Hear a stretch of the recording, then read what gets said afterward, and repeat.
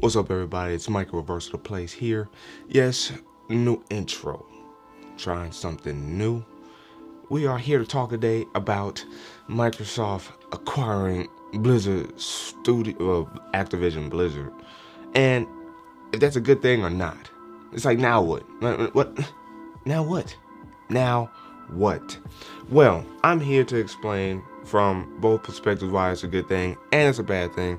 Ultimately, I think it's a good thing, right? From Microsoft, and that's why I'm kind of rocking this. You know what I'm saying?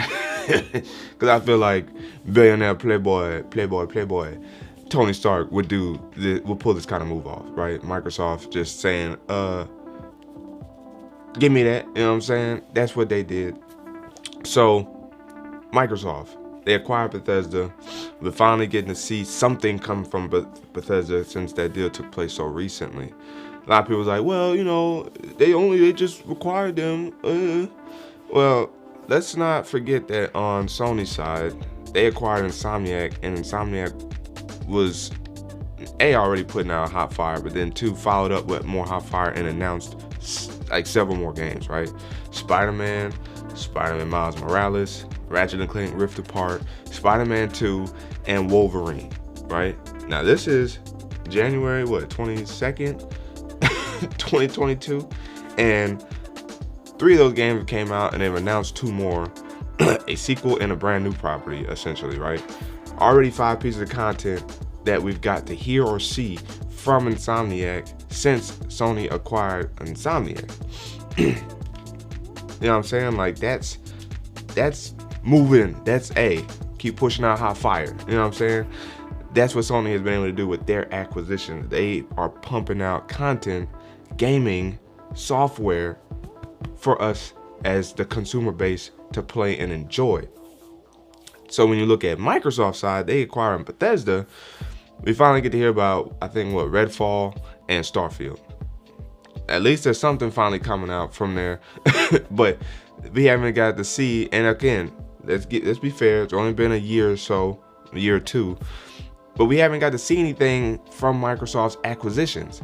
So now you follow up with last week's news that, again, shout out to Microsoft for completely disrupting the gaming industry, if you will, at least the news cycle with this with this monumental move. But throwing 70 billion bones at Activision Blizzard and acquiring all those developer studios underneath them is a bold move. Now, this is a good thing from Microsoft's perspective because now they have even more studios to make games. The problem is, you already look at what they've already acquired from Microsoft under Microsoft's umbrella. They don't pump out a lot of content like that. Like, yes, they have a lot of games. You have Game Pass, nostalgia with Game Pass, because you can play a lot of old Xbox games and whatnot. When you think about games that's in the news that people are talking about, remove Halo. Now what?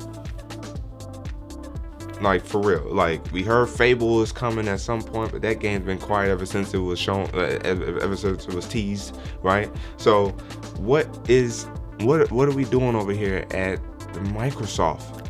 You know, or Xbox.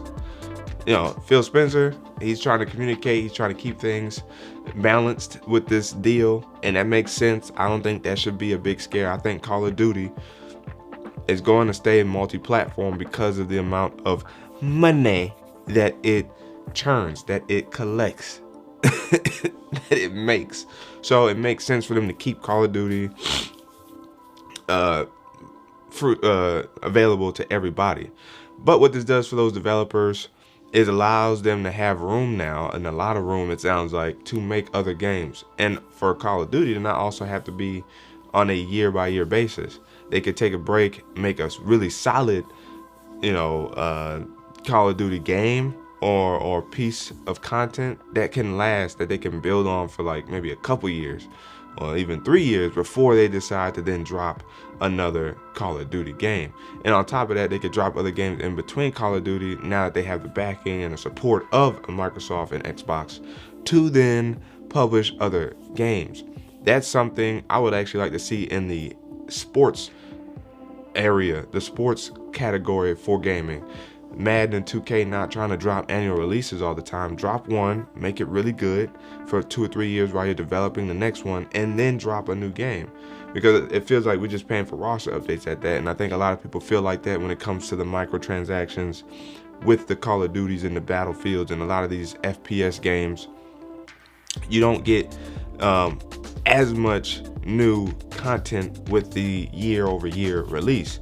Side note again, that's why I hope Marvel's Avengers is a game that lasts another year or so before we hear, I mean, it would be nice to hear about a sequel game, but before we see a sequel game, right? We're going into 2022 now. The game came out in 2020. It's been very, very rocky. Probably to the point where it may get shut down. We don't know. But it's 2022 now, which means it will have been around for 2 years this coming September. So we're going to get to see what that looks like. But I think that's what Call of Duty and or Activision and them want to kind of do with that game is make it good, but not have to make it something annual. On Sony's side, there's not a lot of FPS games, right? What's the name? Gamer pointed out Uncharted, right? Killzone back in the day, Last of Us, some of it there, but nothing mainstream or heavy like a Halo or Call of Duty for that matter. Nothing at least exclusive to that property. Now, for me personally, it's not a big deal because I don't really play a lot of those. I mean, I play Uncharted and Last of Us whatnot, but I don't play those FPSs like a Call of Duty or Battlefield, so not as big of a deal to me. But nonetheless, it does show you that Sony could use maybe a property like that. Maybe they do bring Killzone back or develop something new that's actually more refreshing. And then for Microsoft, they could just continue to support and push out and improve the games that are already out here selling. Like Call of Duty was like number one selling game over the last like 2-3 years or something like that. Like, that's a monster. That's why Microsoft decided to throw them $70 billion at Activision Blizzard. So for Microsoft, it gives them more room and leverage, more studios to work with to push out content. It just seems like it's a lot more third-party based, nothing first-party based, nothing that's really got us talking out here in the in the gaming industry, right? You talk about the box, right? The Series S and the Series X, the power, the performance, what it looked like, ray tracing, baby. But game-wise, like meh. And ever since the Xbox 360, it really has felt like Microsoft has kind of just like not really cared about the game as much. Unlike Sony, who's constantly got game awards for their games, constantly got people talking about how solid these games are. Now, if we could get a lot more first-party games that are bangers like that, like AAA, quadruple A type games, no one's gonna ultimately be mad at that. But we'd also like to have those similar level of games, maybe scaled down in size. Like, it's okay to have a 15-hour game. It's okay to have a solid 10-hour game. Like Guardians of the Galaxy is a good example of like a solid 15 to 20-hour game on one playthrough. I think Spider-Man, now a lot of people agree that Spider-Man kind of did a little too much with the side missions or repetitive side missions, but it was like 20 hours when it was all said and done. And then of course, if you went back and played through it, without trying to do all the side stuff, it still took you about 10 to 15. So that's a solid game right there where you can still have fun in the game, not feel overwhelmed by repetitive activities to get to a hourly type game, right? Spider-Man Miles Morales eliminated a lot of that fluff, and you got like a 12 hour game doing everything.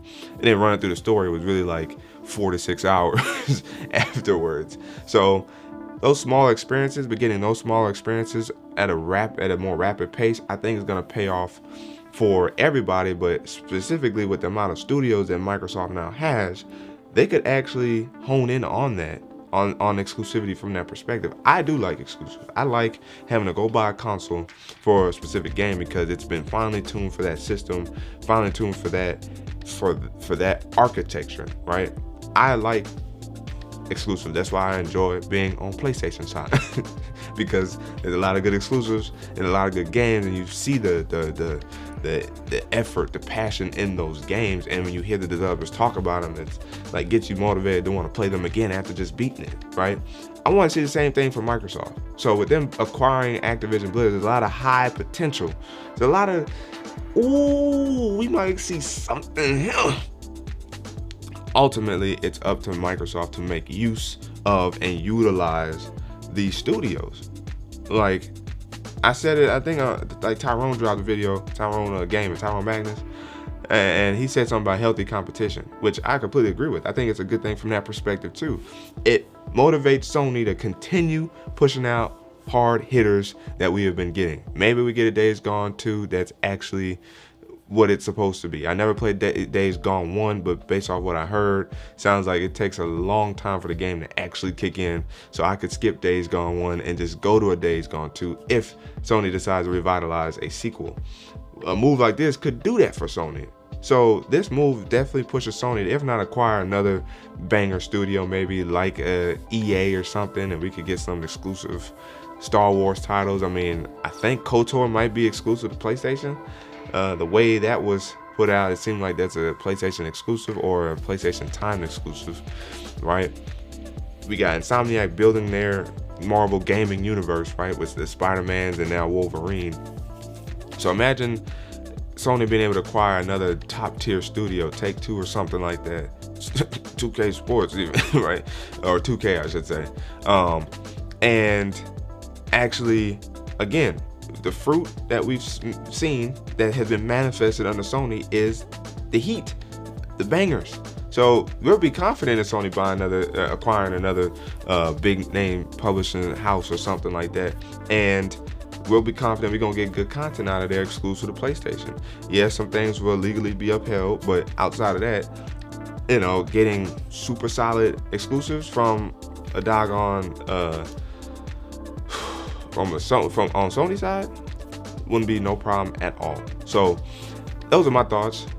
Healthy competition, but it's only gonna be healthy if Microsoft puts out content. Like it's always that, it seems to be that with Microsoft is content. Redfall's coming, Starfield's coming, right? Halo dropped. There's a couple other ones, or a few other ones that I believe out there are relatively decent, but nothing that is clearly in the waves of being talked about. And I listen to both PlayStation and Xbox podcasts. Like I listen to both exclusive based podcasts from different people, different brands, if you will, and it's just the same thing when it comes to content. We need the content, Microsoft. We need the content. So let me know down in the comment section below what you guys think about this whole Microsoft acquiring Activision Blizzard. Do you think it's a good thing? Do you think it's a bad thing? Do you think Microsoft will make use of it and we'll get good games from Microsoft? Do you think it almost feel like they're gonna get shelved after being bought, considering Activision Blizzard's, not fun news that they've been in the news about recently anyway, with a lot of bad workplace conduct and whatnot? Do you think it might be punishment for Activision Blizzard? And do you think Sony is worried? Do you think Sony's concerned? Let me know down in the comment section below. But again, as always, if you guys haven't already, make sure you guys hit the like button, subscribe to the channel, hit that notification bell so that way you never miss my videos or my live streams, so you can sit back, chillax, and see what's cracking. It's your man Micah signing out. Until the next video. Wait for it.